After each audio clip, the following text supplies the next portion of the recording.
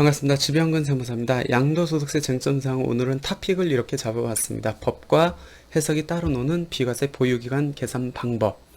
굉장히 민감한 내용이고 많이들 이제 혼란스러워 하는데 결론부터 말씀드리면은 기획재정부에서 그동안에 이제 국세청 유권 해석을 참조해가지고 한번 정리해서 보도를 하지 않을까 생각되는데 아직 명확하게 나온 보도 자료는 없고요.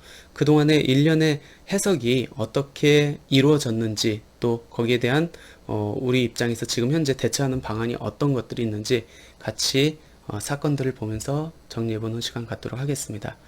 사건의 시작은 2021년 7월 11일 조선일보의 기사 내용부터 시작을 합니다. 그때 이제 기사에서 양도소득세 줄이려고 집한채 더 산다. 규제가 만든 황당절세법이라고 해가지고 원주에 있는, 그러니까 비조정 대상 지역에 있는 주택을 한 채 더 삼으로써 서울주택을 팔 때 2년을 보유하지 않고 바로 비과세가 된다라는 이제 기사를 냈습니다. 그 기사가 나오자마자 다음날 기획재정부에서 이제 보도자료를 냈죠. 보도자료를 통해 가지고 기사에서 발표한 그러한 방식은 비과세를 받을 수 없다라고 이렇게 했습니다. 어떤 내용인지 한번 보면은 이렇습니다.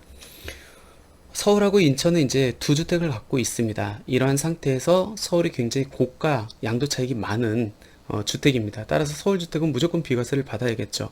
근데 서울주택을 비과세를 받으려면 한 채여야 되잖아요. 그래서 인천주택을 먼저 팝니다.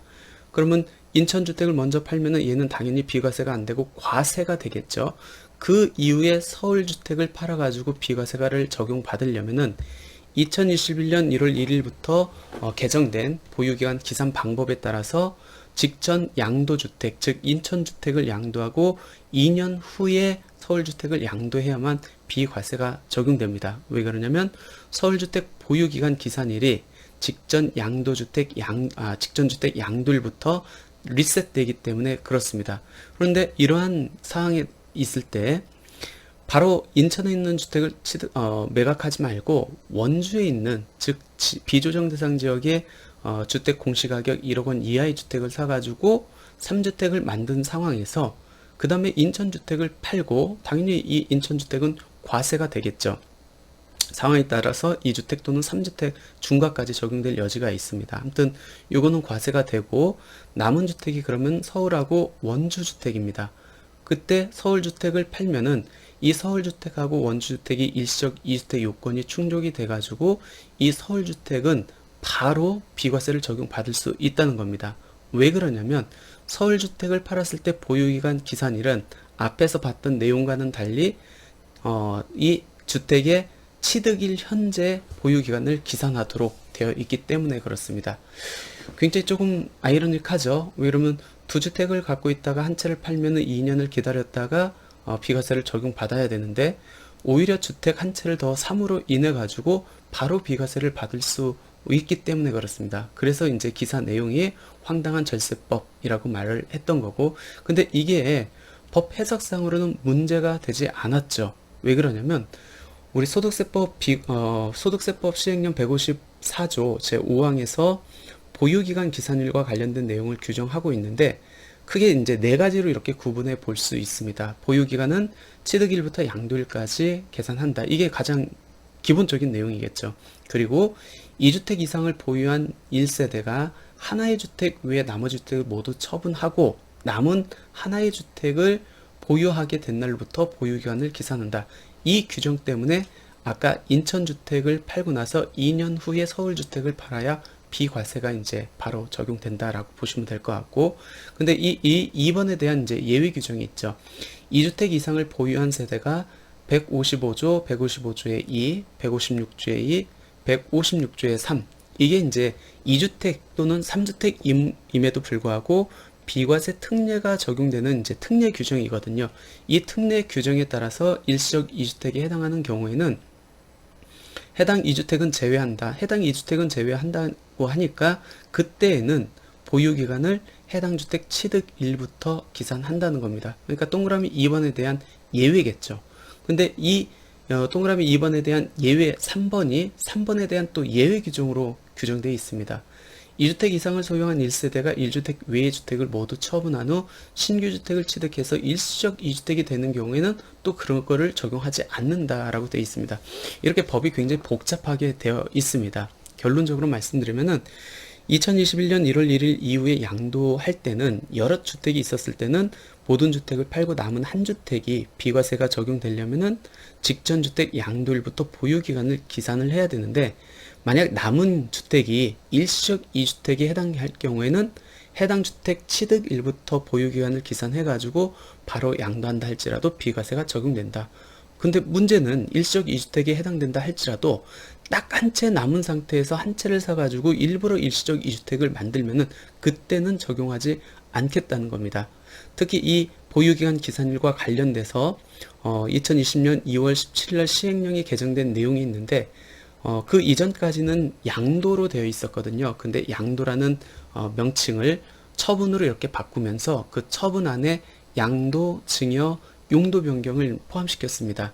따라서 주택이 여러 채 있는데 그 중에서 하나를 예를 들어서 두 채 있다고 할까요? 두 채 있는데 그 중에 하나를 양도하지 않고 증여하거나 아니면 용도 변경한 경우에도 증여한 날 또는 용도 변경한 날로부터 2년을 보유를 기산해야만 지나야만 이제 비과세가 적용된다는 얘기고, 단지 양도, 증여, 용도 변경을 한해서 이제 적용하기 때문에 양도일련제 하나의 주택을 멸실하거나 세대 분리한 경우에는 그거는 이 남은 해당 주택의 취득일부터 보유기간을 기산한다라고 이렇게 보시면 될 것 같습니다. 이 중에서 가장 헷갈리는 게 이제 동그라미 3번하고 4번 내용일 거예요. 두 가지의 이제 공통점은 양도일 현재 일시적 2주택이라는 거고, 차이점은 뭐냐면 3번 같은 경우에는 내가 보유하고 있는 주택이 여러 채 있는 상태에서 하나의 주택을 더 삽니다. 그리고 남은 주택 일부를 팔아가지고 남아있는 주택이 일시적 2주택이 되는 경우고, 동그라미 4번 같은 경우는 모든 주택을 다 팔고 딱 한 채 남은 상태에서 신규 주택을 사가지고 일시적 2주택이 되는 경우입니다. 그래서 조금 아까 말씀드렸듯이 차이점이에요. 그러면 동그라미 3번, 즉 다주택 상대에서 신규 주택을 먼저 취득하고 보유 중인 일반 주택을 양도해서 나머지 주택이 일시적 2주택이 되는 경우에는 해당 주택의 취득일부터 보유기간을 기산하고, 그게 우리가 조금 전에 봤던 원주주택을 취득하는 겁니다. 서울하고 인천주택이 있었습니다. 두 개를 갖고 있는 상황에서 원주에 있는 신규주택을 취득합니다. 그럼 다주택 상태에서 신규주택을 먼저 취득하고 그리고 인천주택을 팝니다. 보유 중인 일부 주택을 양도했죠. 그리고 남은 주택, 즉 서울주택하고 원주주택이 일시적 2주택이기 때문에 법 해석상으로는 해당 주택 취득일부터 보유기간을 기산하는 게 맞아요. 뭐 크게 다를 건 없죠. 그럼 4번은 뭐냐면 1주택 외의 주택을 모두 처분하고 한 채가 남은 상태에서 신규 주택을 취득해서 일시적 2주택이 되는 경우입니다. 이런 경우에는 직전주택 양도일부터 보유기간을 기산하기 때문에 직전주택 양도일로부터 2년이 있다가 경과했다가 나머지 주택을 팔아야만 비과세가 적용됩니다. 그러면 아까 원주주택 같은 경우는 동그라미 3번에 해당될까요? 4번에 해당될까요? 당연히 동그라미 3번에 해당됩니다. 그러면 해당 주택 취득일, 그러면 인천주택을 팔고 서울주택을 바로 판다 할지라도 서울주택 취득일인 2010년 4월 달에 보유기간을 기산하기 때문에 당연히 비과세가 되는 거 아닙니까? 많이들 그렇게 생각을 했었습니다. 또 그렇게 해석이 되고 있고, 근데 거기에 대해서 이제 기획재정부에서 보도자를 통해서 아니다 라고 이렇게 그 보도 반박문을 낸 것입니다. 그럼 본격적으로 이제 그 기획재정부의 이제 보도 내용이 맞는지 틀린지 그걸 떠나서 잠깐 여기에서 조금 확장 학습을 해보도록 할게요. 이 케이스에서 원주주택을 하나를 취득을 했습니다. 즉 비조정 대상 지역의 공시가격 1억 원 이하의 주택을 취득을 했습니다. 만약 이 논리가 성립된다고 하면 굉장히 현명한 절세 방법이 있죠. 어떻게 절세가 되죠? 왜 하필 원주의 비조정 대상 지역에 있는 주택 공시가격 1억 원 이하의 주택을 취득을 했을까요? 일단 그 확장 학습부터 한번 짚고 넘어가 보도록 하겠습니다. 첫 번째는 취득세 측면에서 한번 볼게요. 우리가 2020년 8월 10일 이후에 다주택자가 주택을 추가 취득하는 경우에는 취득세율이 중과세율이 적용됩니다. 그러면은 서울하고 인천의 2주택을 갖고 있는 상황에서 비조정 대상 지역에 주택을 취득을 했기 때문에 이 원주택은 원칙적으로 몇 프로의 취득세율이 적용되죠? 8%의 취득세율이 적용됩니다. 근데도 불구하고 주택 공시가격 1억 원 이하의 주택은 주택수 및 주택 소재지와 무관하게 기본세율이 적용되죠. 근데 생각을 해보세요. 주택 공시가격 1억 원 이하의 주택은 통상 주택가격이 6억 원 이하이겠죠. 그럼 결론적으로 8%가 아닌 1%의 취득세율이 적용된다는 겁니다. 굉장히 현명했죠. 종합부동산 측면에서 보면은 만약 원주주택을 취득하고 인천주택을 이제 판다고 했었을 때 그러면은 서울주택하고 원주주택만 남습니다. 물론 원주주택 남은 상태에서 서울주택을 바로 팔 수 있지만 조금 몇 년 있다 판다라는 가정하에 종부세가 나올 수 있거든요. 근데 그렇게 종부세가 나왔을 때 이택을 소유한 경우에 해당 주택이 모두 조정 대상 지역에 소재하고 있는 경우에는 종합부동산세율이 중과세율이 적용되고 300% 세부담 상환율이 적용됩니다. 하지만 하나는 조정 대상 지역, 하나는 비조정 대상 지역에 소재하고 있다 하면은 어떻게 되죠? 종합부동산세율이 일반 세율의 150%의 세부담 상환율이 적용됩니다. 그런 측면에서 비조정 대상 지역의 주택을 취득한 것은 굉장히 현명했죠. 양도세 측면에서 한번 접근을 해볼까요? 만약 이 원주주택을 취득하고 인천주택을 팝니다. 당연히 과세가 되겠죠. 양도 당시 세 채였어요. 근데 그러면 이 인천주택 팔 때는 조정 대상 지역에 있는 주택이기 때문에 3주택 중과 대상이 되는데 이 원주주택이 기타 지역에 소재하고 주택 공시가격이 3억 원 이하인 경우에는 얘는 중과대상 주택수에서 제외되잖아요. 그러면 3주택임에도 불구하고 인천주택을 팔 때는 2주택 중과대상이 된다는 겁니다. 굉장히 현명했죠. 마지막으로 양도세 측면에서 일시적 2주택 측면에서 접근을 해보면은 만약 이 원주주택이 아니고 조정대상 지역에 있는 주택을 취득했다라고 가정해보면은 서울주택하고 조정대상 지역의 신규주택을 취득하면은 이 신규주택 취득일로부터 1년 안에 서울주택을 팔아야 되고 또 1년 안에 이 새로 신규주택에 전입을 해야 됩니다. 그러니까 기간이 굉장히 타이트하죠. 근데 비조정대상 지역에 있는 주택을 취득함으로써 어떤 게 달라지죠? 전입 요건이 없어지죠. 그 다음에 신규주택 취득일로부터 1년이 아닌 3년 내 팔면 되잖아요. 그러니까 굉장히 좋은 절세 방법이었죠. 만약 해석상으로 2주택 상태에서 신규주택을 취득을 해가지고 하나를 과세를 받고 나머지가 일시적 2주택 그때 서울주택이 이제 당초 해당 주택의 취득일부터 보유기한이 기산된다고 하면은 굉장히 퍼펙트한 절세 방법이었습니다. 근데 이제 기재부에서 이제 태클을 걸었죠. 왜 그러냐면 상기 사례에서 원주주택을 추가 매입하더라도 양도소득세와 관련된 혜택은 없다. 즉 상기 사례에서 서울주택의 보유 및 거주기간 기산은 인천주택, 즉 직전 양도주택, 직전주택 양도일부터 다시 2년을 기산해야 된다고 이렇게 보도자료가 나왔습니다. 이 보도자료가 나오고 나서 굉장히 혼동이 많았죠. 특히 이제 세무 전문가들 사이에서도 법하고 너무 다른 해석이다라고 해가지고 말이 많았습니다. 근데 기획재정부 입장에서는 요거는 당초 보유 취득일로부터 보유기한을 계산하는 게 아니고 직접주택 양도일부터 보유기한을 계산한다고 이렇게 반박을 했습니다.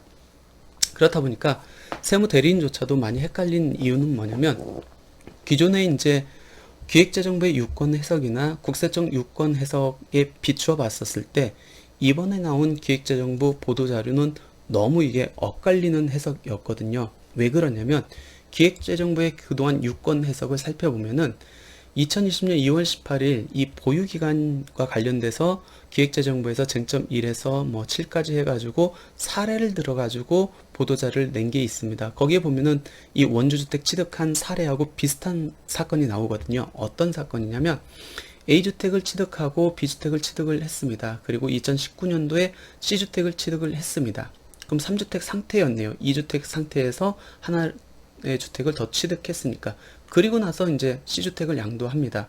3주택 상태에서 보유 중인 하나의 주택을 취득하고 나머지 주택의 일시적 2주택 요건이 충족되고 이 A주택을 판다라고 했었을 때 A주택 보유기간은 기획재정부에서도 해당 주택의 취득일, 즉 2015년 10월이라고 이렇게 그 보도를 했거든요. 유권 해석을 내렸었죠. 당연히 요거하고 조금 전에 봤던 원주 주택하고 사례가 거의 동일하잖아요. 2주택 상태에서 하나의 주택을 취득해가지고 하나의 주택을 양도하고 나머지가 일시적 2주택이니까. 그러니까 요거에 맞췄을 때, 이때 2020년 2월 달에는 이렇게 해석을 했는데 지금은 다르게 해석한다? 라는 의문이 있었고, 또 국세청 유권 해석과도 이제 괴리가 있었습니다. 그 국세청 유권 해석은 2주택 상태에서 신규 주택을 취득해서 이 중에 하나를 팔고 남은 게 일시적 2주택인 경우에 그 보유기간은 해당 주택의 취득일로 본다라는 유권 해석이 많이 있는데, 가장 최근 거 한번 보면은 여기서 4개의 주택이 나오는데 A주택은 어차피 멸실됐으니까 큰 의미는 없고요. B, C 주택이 있는 상태에서 D주택을 2020년도에 취득을 합니다. 그리고 나서 이 C주택, 가운데 있는 주택을 2021년도에 양도를 합니다. 당연히 얘는 과세가 됐겠죠. 그리고 남은 B하고 D주택이 있는데, 이 BD가 일시적 2주택 요건이 충족된 상태에서 B를 양도했었을 때 국세청도 동일하게 보유기간 기산은 당해주택 취득일, 즉 2017년 2월로 봐가지고 비과세가 가능하다라고 이제 유권 해석을 냈습니다. 결론적으로 조선일보의 이제 보도자료 기사가 나온 이후에 기획재정부의 보도 자료는 그동안의 기재부의 유권 해석과 국세청의 유권 해석과는 너무 상반된다. 너무 엇갈린다. 맞지 않다. 라는 이제 얘기가 많이 나왔습니다. 그래서 그동안에 이제 기획재정부 유권 해석과 국세청의 유권 해석이 이번 보도자료하고 어떤 내용이 다른지 한번 정리를 해봤는데, 먼저 기획재정부의 유권 해석을 그동안 살펴보면은 신규주택 취득일은 2020년 12월 31일 이전이고, 그리고 신규주택을 취득해가지고 보유주택 중 하나의 주택을 양도했잖아요. 과세가 되는 거. 그거는 2020년 12월 31일 이전이었습니다. 그러니까 아까 사례를 봤던 요 사례예요. 2020년 12월 30일 이전에 취득해가지고 그 31일 이전에 양도한 케이스입니다. 근데 국세청은 신규주택 취득은 2020년 12월 31일에 이전에 취득을 했는데, 보유주택 중 1주택 양도 시기는 2020년 12월 31일 이전 유권 해석도 있었고 2021년 1월 1일 이후 유권 해석도 있었습니다. 두 개 다 해당 주택 취득일로 본다는 겁니다. 그럼 여기서 이제 이번에 나온 기획재정부의 이제 보도 자료하고 다른 점을 살펴보면은 2주택 이상자가 2021년 1월 1일 이후에 신규 주택을 취득해가지고 일부 주택을 2021년 1월 1일 이후에 양도할 때는 조금 아까 보도 자료에서 이때는 뭐 일시적 2주택, 그러니까 직전 양도주택, 직전 주택 양도일부터 보유기간을 기산한다. 이제 더 이상 안 해줄게 라고 했기 때문에 뭐 그거는 뭐 별 문제는 없을 것 같아요. 그러니까 2021년 1월 1일 이후에 신규 주택을 취득해가지고 일부 주택을 양도한 경우에는 이제 직전 주택 양도일로부터 봐야 될 것 같고, 왜? 최근 기획재정부 보도자료가 그렇게 나왔기 때문에.